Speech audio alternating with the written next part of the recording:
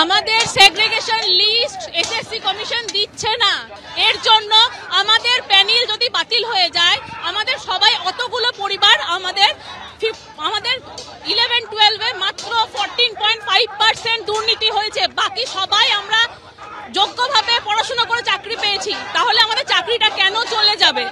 এটা হলো কথা।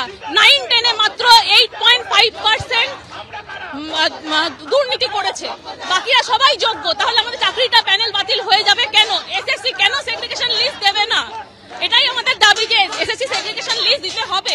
নমস্কার, সন্ময় স্পিক্স থেকে বলছি, সন্ময় বন্দ্যোপাধ্যায়। এসএসসির এখনও হুঁশ নেই। 25,753 জনের চাকরির মামলা উঠবে 7 তারিখ সুপ্রিম কোর্টে।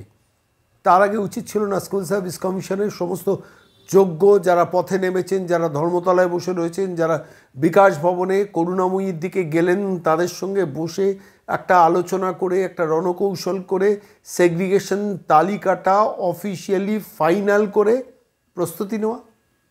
এখনও ধানাই পানাই চলছে, এখনও ধানাই পানাই চলছে। পরিষ্কার বলছি, এ রাজ্যের মুখ্যমন্ত্রী মমতা বন্দ্যোপাধ্যায় চাকরি চোরদের চাকরি বাঁচানোর চেষ্টা করছেন। That is the simple equation. আমি আবারও বলছি, that is the simple equation. যারা যোগ্যতার ভিত্তিতে চাকরি পেয়েছেন, তাদের চাকরি যদি চলে যায়, তার এন্টায়ার রেসপন্সিবিলিটি নিতে হবে নবান্নের ওই ভদ্রমহিলাকে। তার কারণ তিনি চোরেদের চাকরি বাঁচানোর জন্য, কান খুলে শুনুন মমতা বন্দ্যোপাধ্যায়, চোরেদের চাকরি বাঁচানোর জন্য যে চুরি করে যারা চাকরি পেয়েছে তাদের তালিকাটা ফাইনাল করছেন না। কলকাতা হাইকোর্টে দেননি, সুপ্রিম কোর্টে গিয়েও স্কুল সার্ভিস কমিশন একরকম, বিকাশ ভবন একরকম, রাজ্য সরকারের অবস্থান এক এক রকম, এক একটা তথ্য নিয়ে তারা ধানাই বানাইটা করছেন। অথচ বেসিক যে জায়গাটা দরকার ছিল, যে একটা কনসেনসাস কাদের মধ্যে, যারা যোগ্যতার সঙ্গে চাকরি পেয়েছেন তাদের সঙ্গে নিয়ে স্কুল সার্ভিস কমিশন, বিকাশ ভবন, শিক্ষা দপ্তর, রাজ্য সরকার, নবান্ন সবাই মিলে ম্যারাথন একটা বৈঠক করা যেত না?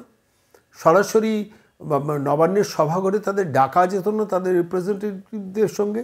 সেখানে আইনজীবীরা থাকতে পারতেন, অ্যাডভোকেটরা থাকতে পারতেন, সবাই মিলে বসে একটা পরিকল্পনা করে তারপরে সুপ্রিম কোর্টে যাওয়াটা দরকার ছিল না?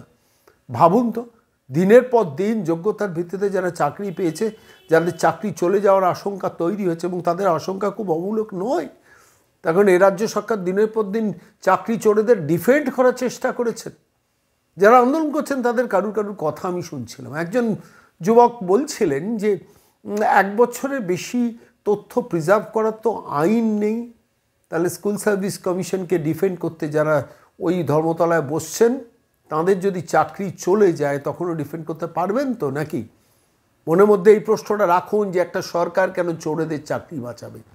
একটা সরকার কেন যোগ্যদের সঙ্গে অযোগ্যদের মিলিয়ে দেবে? যারা যোগ্যতার ভিত্তিতে চাকরি পেয়েছেন তারা বিনা অপরাধে অপরাধী সেজে দিনের পর দিন, তাদের মানসিক অবস্থাটা বাংলার মানুষ ভাবুন তো।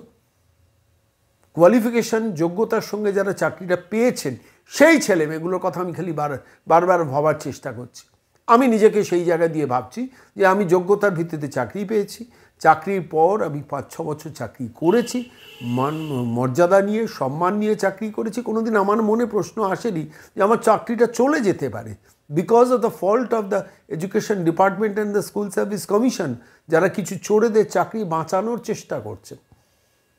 আমার প্রশ্নটা খুব স্পেসিফিক, একটা রাজ্য সরকারের কেন সদিচ্ছাটা নেই এখনও এই মুহূর্তে দাঁড়িয়ে? এই শীতের দিনে কোথায় মানুষ বেড়াতে যাবেন, পাহাড়ে যাবেন, সমুদ্রে যাবেন, যেসব ছেলেমেয়েরা, চাকরিরত ছেলেমেয়েরা আজকে কলকাতার রাজপথে কিংবা বিকাশ ভবনে করুণাময়ীতে রয়েছেন, তাদের তো জীবনটাকে এই সময় উপভোগ করার সময়, আর সেই সময়ে দাঁড়িয়ে তারা চাকরি বাঁচানোর জন্য লড়াই করবে, আর স্কুল সার্ভিস কমিশন বসে বসে মজা দেখবে। এখনও একটু খেয়াল করে দেখুন, এখনও ধানাই পানাই করে যাচ্ছে, এখনও ধানাই পানাই করে যাচ্ছেন। আর যদি সুপ্রিম কোর্টে গিয়ে স্বীকার করেন মহামান্য বিচারপতি, এদের আমরা টাকা নিয়ে চাকরি দিয়েছি, আমাদের রাজনৈতিক দল, শাসক দল তারা দিয়েছেন, এরা হচ্ছে আসল অপরাধী, এইটুকু বলতে অসুবিধেটা কোথায়? আমি এই প্রশ্নটা আবারও রাখছি। আমি ছোট্ট ছোট্ট ক্লিপিংস আপনাদের দেখাবো, যেখানে হাজার হাজার যারা শিক্ষক তারা কিভাবে রাজপথে, শীতের রাজপথে কিভাবে করুণাময়ীতে, কিভাবে বিকাশ ভবনে স্লোগান দিচ্ছেন। কেন তাদের রাস্তায় থাকতে হবে? প্রশ্ন করুন। আমি বলছি যারা মিছিল করছেন তারাও প্রশ্ন করুন, তাদের পরিবার প্রশ্ন করুন, বাংলার মানুষ প্রশ্ন করুন, চুরিটা আদতে কে করেছে?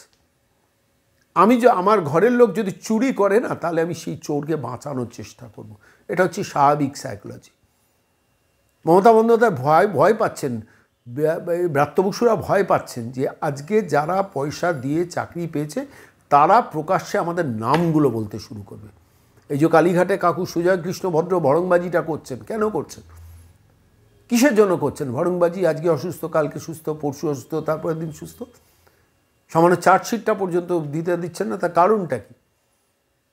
এই চাকরি দুর্নীতিতে প্রাথমিক হোক, উচ্চ প্রাথমিক হোক, স্কুল সার্ভিস কমিশন হোক, সমস্ত ক্ষেত্রে তো এই চোরগুলো জড়িত, এই ক্রিমিনালগুলো জড়িত। একদিকে তাদের চার্জশিট দিতে দেওয়া হচ্ছে না, একদিকে সরকারি অফিসার বলে কিছু লোকজনের তাদের চার্জশিট প্লেস করতে সরকারি অনুমোদন মিলছে না। ওদিকে সুজয় কৃষ্ণ ভদ্ররা সুপ্রিম কোর্টের নির্দেশ সত্ত্বেও অসুস্থতার ভান করে কখনো অ্যাপোলো, কখনো বিএম বিড়লা, কখনো এসএসকেএম, কখনো প্রেসিডেন্সি জেলের হসপিটালে শুয়ে রয়েছেন। আর এদিকে শিক্ষিত যোগ্য ছেলেমেয়েগুলো রাস্তায় রাজপথে কীভাবে। আসুন আজকে এই প্রতিবেদনের শেষে আরেকবার দেখিন, কিন্তু আরেকবার বলছি, সেটা হচ্ছে স্কুল সার্ভিস কমিশন এখনও কিন্তু ধানাই পানাই করে যাচ্ছে। কারুর যদি চাকরি চলে যায় এরাই হবেন আসল অপরাধী। বিকাশ ভবনের ব্রাত্য বসুর বসে থাকার অধিকার কি থাকবে? রাজ্যের মুখ্যমন্ত্রী হিসেবে, ক্যাবিনেটের দায়িত্বপ্রাপ্ত মূল নেত্রী হিসেবে তার কি মুখ্যমন্ত্রী থাকার যোগ্যতা থাকবে যদি একটা ছেলেরও চাকরি যায় যারা যোগ্যতার ভিত্তিতে চাকরি পেয়েছে? ভাবুন আপনারা, বাংলার মানুষ ভোট দিয়ে বাংলা তার মেয়েকে জিতিয়েছে, আসলে বাংলা তার চোরেদের জিতিয়েছে। দেখুন সেই দৃশ্য, অকল্পনীয় দৃশ্য, যখন হাজার হাজার ছেলেমেয়েরা কীভাবে এই শীতের মধ্যেও বিকাশ ভবনের উদ্দেশ্যে ধেয়ে যাচ্ছেন, কিন্তু স্কুল সার্ভিস কমিশন বা বিকাশ ভবনের কোনো ভ্রুক্ষেপ নেই তাদের জন্য। এই বিকাশ ভবন অভিযানের ডাক দিয়েছে এবং তুমি দেখতে পাবে এই মুহূর্তে প্রচুর যোগ্য শিক্ষক শিক্ষিকা যারা এই মুহূর্তে যাদেরকে বসিয়ে দেওয়া হয়েছে, যারা চাকরি করতে পারছেন না, তারা কিন্তু এই মুহূর্তে রাস্তায় নেমেছে এবং সঠিক তথ্য প্রমাণ দিয়ে তাদেরকে যাতে পুনরায় তারা চাকরি করতে পারে সেই দাবি নিয়েই কিন্তু তারা আজকে বিকাশ ভবন যাচ্ছে। যদিও পুলিশ সূত্রে খবর তাদেরকে বিকাশ ভবন পর্যন্ত যেতে দেওয়া হবে না এবং পুলিশের কোনো পারমিশন নেই। সেক্ষেত্রে দাঁড়িয়ে এই মুহূর্তে আন্দোলনকারী তাদের বক্তব্য যে তাদেরকে যেখানেই পুলিশ আটকাবে তারা সেখানে বসেই তারা কিন্তু তাদের এই বিক্ষোভ চালিয়ে যাবেন এবং এখন পর্যন্ত করুণাময়ী তাদের কিন্তু জমায়েত, এবং সেই জমায়েত তুমি দেখতে পাচ্ছ যে প্রচুর সংখ্যক যারা যোগ্য শিক্ষক শিক্ষিকা তারা কিন্তু এই মুহূর্তে এই করুণাময়ী থেকে মিছিল করে তারা বিকাশ ভবন পর্যন্ত যাবে এবং রীতিমতো তোমাকে দেখাবো যে একেবারে থালা বাজিয়ে কিন্তু এই বিক্ষোভ চলছে এবং আন্দোলনকারীরা তারা থালা বাজিয়ে এই বিক্ষোভ চালাচ্ছেন এবং তার পাশাপাশি এই মুহূর্তে পুরো করুণাময়ী মোড়, সেই মোড় কিন্তু এই যোগ্য শিক্ষক শিক্ষিকা যারা এই মুহূর্তে যাদের চাকরির ক্ষেত্রে স্থগিতাদেশ রয়েছে তারা এই মুহূর্তে তাদের চাকরি যাতে পুনরায় ফিরে পেতে পারেন সেই